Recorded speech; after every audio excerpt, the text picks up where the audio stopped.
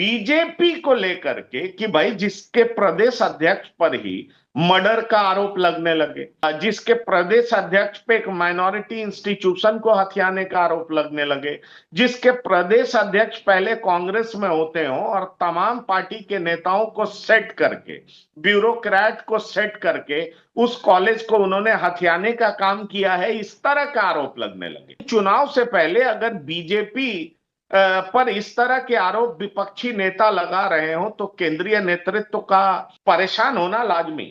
और केंद्रीय नेतृत्व इस बात को लेकर के मंथन कर रहा है कि आखिरकार दिलीप जायसवाल का किया क्या जाए, क्या दिलीप जायसवाल को हटा दिया जाए, और दिलीप जायसवाल को अगर हटाया जाएगा तो क्या ईबीसी में ये मामला काउंटर प्रोडक्टिव हो सकता है।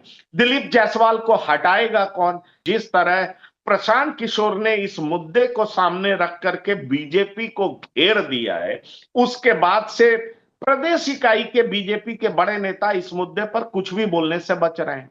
प्रवक्ता अपने प्रदेश अध्यक्ष को डिफेंड करने से बच रहे हैं। इक्के दुक्के प्रवक्ता आते हैं, बस वो ये कह देते हैं कि ये मामला निराधार है, ये आरोप निराधार है, उसके बाद केस के मेरिट के बारे में कुछ बोल नहीं पाते। दिलीप जायसवाल भी बाहर आए, उन्होंने एक ट्वीट जरूर किया, प्रशांत किशोर को पैसा किशोर, तरह तरह की बातें उन्होंने कही, लेकिन केस के मेरिट पर उन्होंने कुछ नहीं बोला।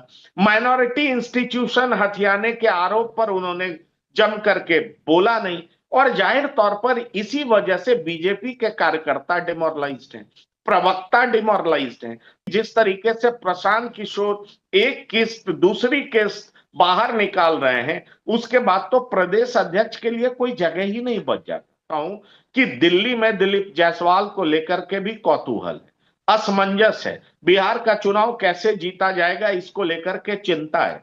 प्रशांत किशोर जिस मुद्दे को उठा रहे हैं उसको देख करके कहा जा सकता है कि प्रशांत किशोर ज्यादा नुकसान बीजेपी को पहुंचाते हुए दिख रहे हैं। ऐसे में सवाल उठता है कि बीजेपी जैसी पार्टी का प्रदेश अध्यक्ष घिरा हुआ हो, आरोपों से घिरा हुआ हो, और जवाब बीजेपी पूरे तरीके से दे नहीं पा रही हो, तो चिंता होना लाजमी है।